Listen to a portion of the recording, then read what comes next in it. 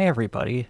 There's a crowded field of USB and XLR dynamic microphones under $100. It's been long dominated by popular choices like the Samson Q2U and the Audio-Technica ATR2100X. But today, we're looking at a newer contender, newer manufacturer who's been making a name for themselves over the last few years, and that's Fifine. This is the Fifine K688, and I've been putting it through its paces for the last, I think, 5 or 6 weeks. And in this video, I'm going to tell you if it has what it takes to earn a spot on your desk as someone who's creating content on a budget. We'll cover its sound quality on both USB and XLR, how it stacks up against the ATR2100X and the Samson Q9U. It's not working, so I won't be comparing that today. And we'll be comparing it to the Shure MV7 and SM7B. And we'll be talking about whether its budget price comes with any hidden costs.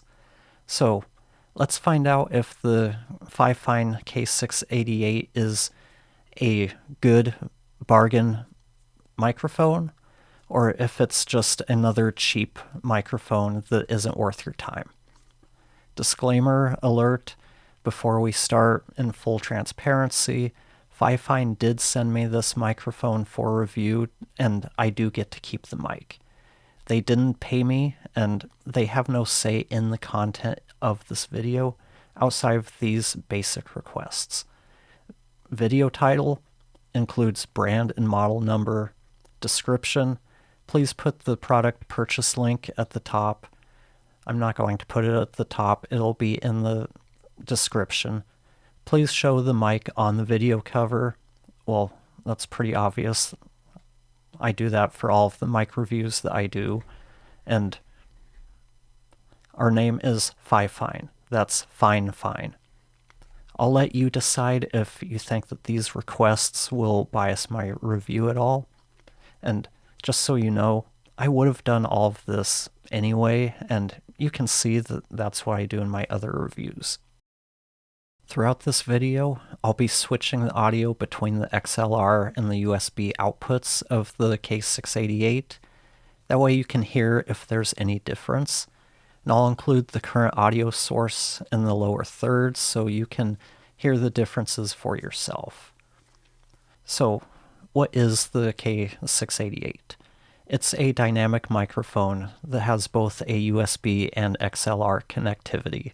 That's good for podcasters and streamers, content creators who are looking for a microphone that on a budget, and they're not recording in the best sounding rooms. Dynamic microphones are more forgiving of imperfect acoustics. One of the main reasons I recommend mics like this that have USB and XLR connectors is it allows you to start simply with just a USB cable, and if you decide to add in an audio interface down the road, you can still use this mic. You don't need to buy a new mic like you would if you were using a mic that only has a USB connector. So the reason most of you would probably be considering this microphone is you're probably getting started, or you're looking for a microphone and you're on a really tight budget. So the Fifine, their mics all fall into this category, but the K688 I think is well suited for podcasting and content creation. So my initial reaction when I took this out of the box is that it's surprisingly light. It's by far the lightest mic I've used, and I'm actually surprised that I didn't have to use the counterweight on my mic arm because it is that light. The housing, it does appear to be made of metal, but it doesn't feel robust like a Shure mic would. So what's in the box and what isn't in the box? You get the microphone and it's installed with this shock mount. As far as I can tell, you can't really adjust the microphone in the shock mount. So it does make it a little difficult to position exactly the way that you want it, especially given that it's got a mute button here. A lot of times that's not the best place to put it. Maybe I'd want it back here. With the way this is all configured, it's a little challenging to do something like that. It includes a USB-A to USB-C adapter along with the USB-C cable. You get a 3/8 to 5/8 thread adapter for mic stands. You get a user's manual, and what's not in the box, you don't get a mic stand and you don't get an XLR cable. So you do need to plan for these additional costs if you are going to use this microphone. In terms of the build quality, the design and ergonomics, like I said, it has the shock mount. It's designed to look like your traditional broadcast microphone. So you can think something like an RE20, SM7B, and Shure's USB XLR mic, the MV7. The shock mount, I haven't noticed any problems. We'll find out if any sound came into the mic when I was tapping right there. Like I said, it's difficult to position the mic because it seems to be fixed in the shock mount. That's not the end of the world, but I wish I had more flexibility when it came to positioning. One of the other things that I want to comment on is the windscreen. It's incredibly soft and seems to be really good at not picking up pet hair, or it's good at masking it. I'm not seeing any pet hair, and if you've watched any of my other videos where I have a more traditional windscreen on my mic, you'll see it's covered in cat hair. Nothing I can do about that unless I want to use a lint brush on it every time I record, but that's a little too much work for me, so I'm not going to worry about it. I do need to take a minute to talk about one of my biggest concerns with Fifine in general, and that's their longevity, their build quality, however you want to go about phrasing it.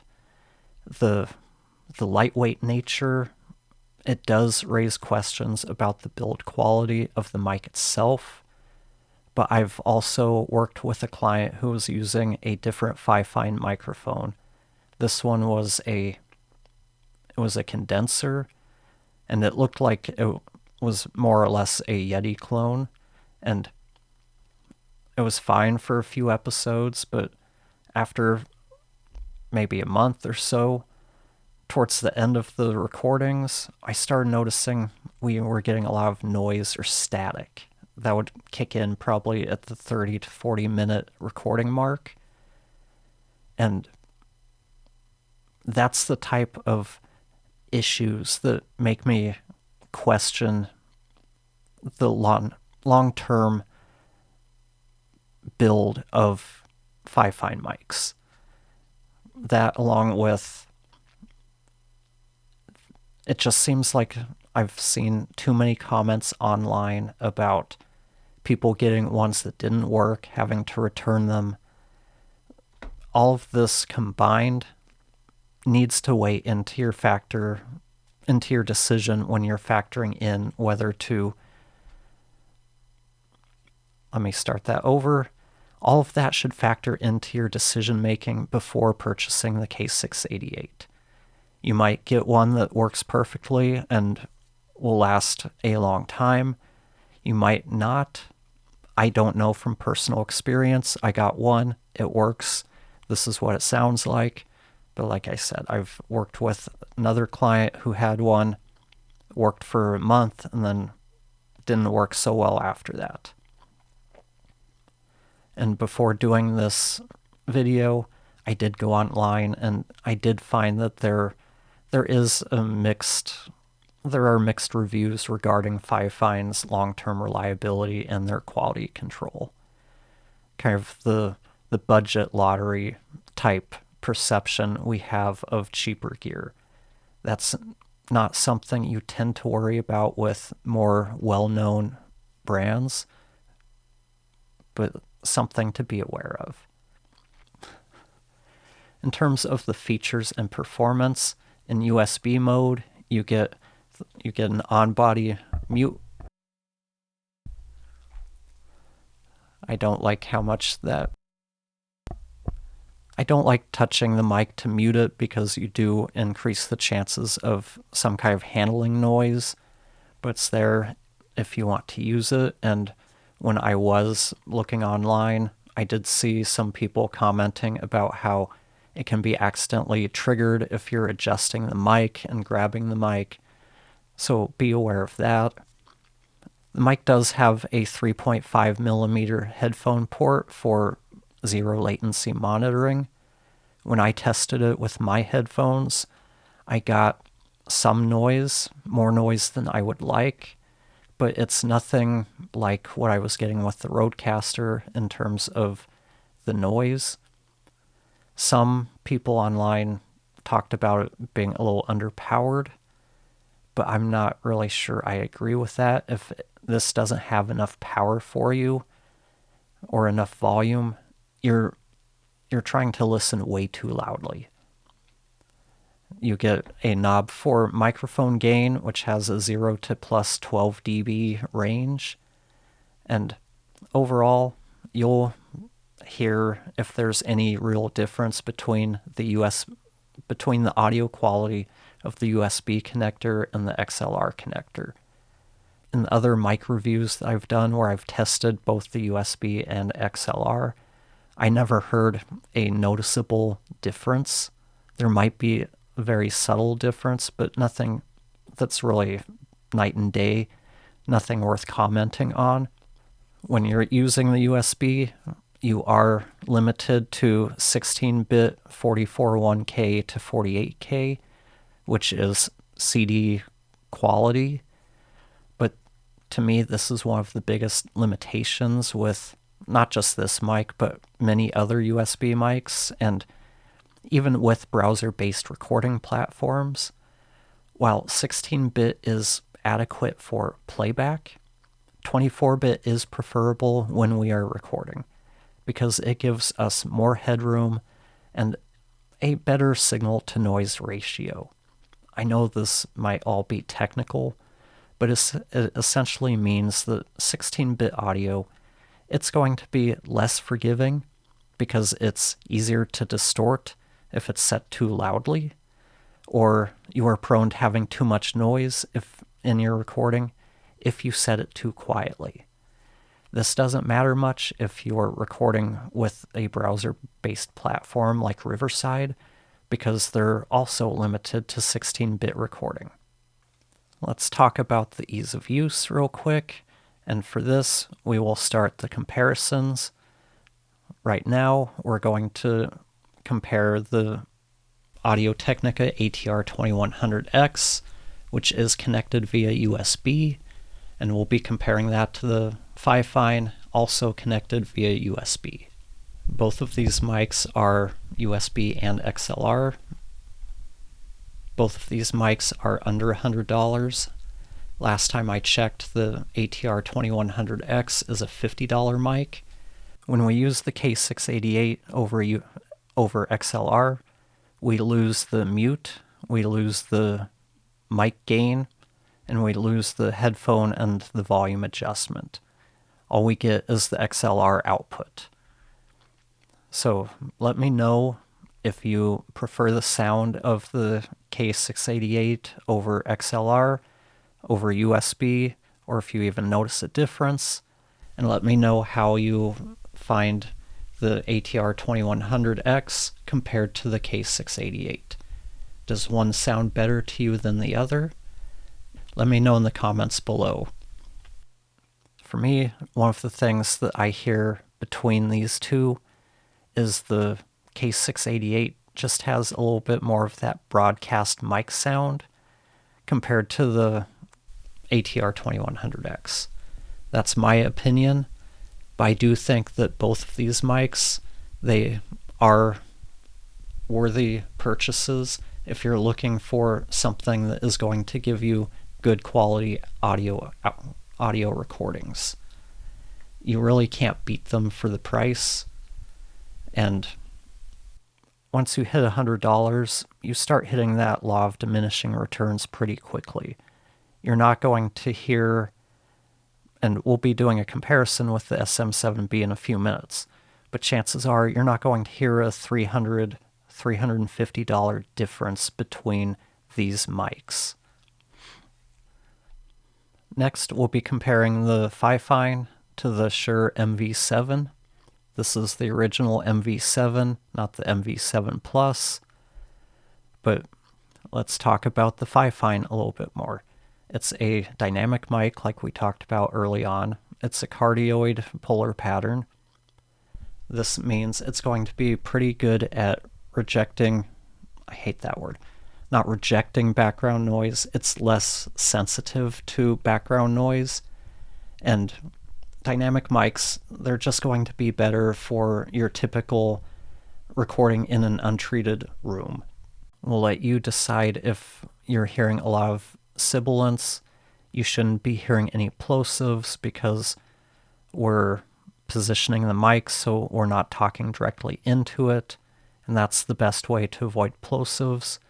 And again, when I was looking at some reviews of this mic before I did this, I did see some reviews that the mic can be a little sibilant, and you'll know if it is or not because I have a very sibilant voice, and we're going to keep all of this raw so you can hear how each mic compares. I'm not going to really talk about handling noise because we shouldn't be handling the mics when we record. And I should note that I've got the MV7 connected via USB as well. And this will conclude our MV7 comparison. And now we're going to be comparing the Fifine to the Shure SM7B. Let's see how well these two compare. Everything is set to flat on the SM7B. There's no software, no processing on the K688. In terms of software, nothing's being applied to any of the signals in the Mackie DLZ that I'm using for the XLR version of these comparisons. When it comes to USB XLR mics, the Shure MV7, at least as of today, is still my #1 recommendation. To my ears, I do think that the K688 does sound better than the ATR2100X. Whenever I've used the 2100X, I feel like, especially with male voices, like I'm having to do a lot more EQ work because it seems to accentuate certain frequencies that don't tend to sound very pleasant with a lot of the voices I've heard it with. Can't say that's always the case, but that's something that's really stood out when I've used that mic or when I've edited audio that was recorded with that mic. So ultimately, who is the Fifine K688 for? Well, like I said at the beginning, it's probably for those people who are getting started with content creation. They're on a budget. They're looking for a quality budget starter mic, and this does fall into that category. It sounds good. It's affordable. When I'm at this time, the mic's about $70. Maybe it was $79. Either way, it's under $100. It's good quality audio. It has both USB and XLR outputs. The only setbacks I have with it are the build quality. Compared to all of the other USB XLR mics I've tried, this one just feels the cheapest. That doesn't mean it's built poorly. That's just what it feels like. It feels more like a toy compared to other mics.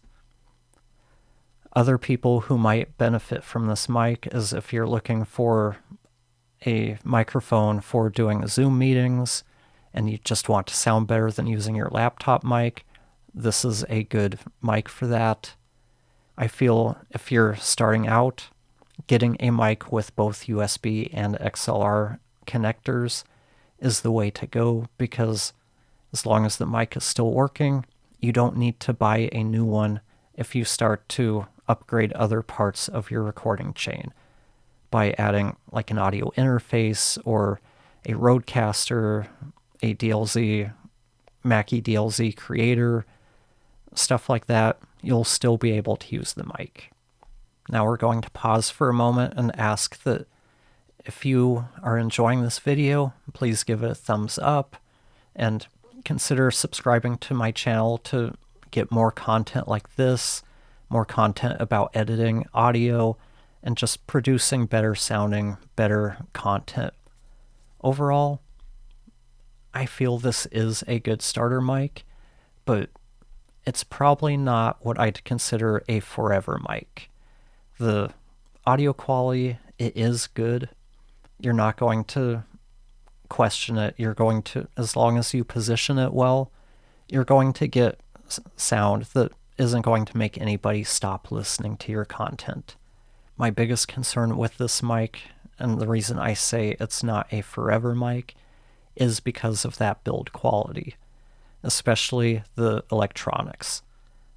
I don't know for sure, but I have this feeling that if there's going to be a weak point in these cheaper microphones, especially those that don't have a well-proven track record in the mic space, like Audio-Technica, Shure, Samson, companies like Fifine, I do question the electronics that go into these, especially if you're using this as a USB mic. As soon as those electronics die, the mic's toast. I'm not sure if the mic will still function over XLR if the electronics go out, but I have a feeling they probably won't. So if I was buying a mic in this price range, I would definitely consider this one, even with those concerns, simply because I find that it sounds better than the Audio-Technica ATR2100X. I don't have a Samson Q2U to compare it to, and the Samson Q9U, which can be had sometimes on sale for $99, I couldn't get it to work today. I don't know if it's dead. We had some issues when I tried it out on the live stream yesterday. Either way, it wouldn't work today, so I can't compare it. But if I had the money to spend a little bit more and wanted a really good sounding mic, I would save up for the Shure MV7. Mics like the RE20, the SM7B, the difference between the two is so small, it's not worth the extra money. So that's my overall take. Fifine in general, they're making a name for themselves primarily in the gaming space by making inexpensive mics for, I guess you'd call them the Amazon shopper. They haven't really established themselves in the pro or prosumer audio space outside of a couple of mics they've built for podcasters. So only time will tell in the long run what they're going to do as a company. Are they going to build that track record for reliability? Are they going to have the customer support? All of the things that we want when we're investing in something that we're going to be using ideally for a number of years. Or are they going to be another one of those brands that are basically making throwaway microphones that we use for 6 months or a year until it stops working, and then we just throw it away. If you are going to buy this mic, do so from somewhere with a good return policy and test it thoroughly upon arrival just to make sure that it is working. You get to put it through its paces before that return policy or return period ends.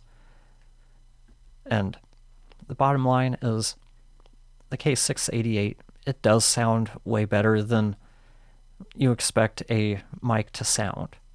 It's up to you to decide which mic sounds better to you. Do you think the Fifine sounds $20 or $30 better than the ATR2100X? I can't make that decision for you, but it's definitely earned the K688. It's earned its place as one of the go-to solid budget options for creators who are starting out. So what about you? What are your thoughts on the Fifine K688? How does it sound? How did it sound compared to the other mics we tried out today? Let me know in the comments below, and as usual, thanks for watching, and I'll talk to you next time.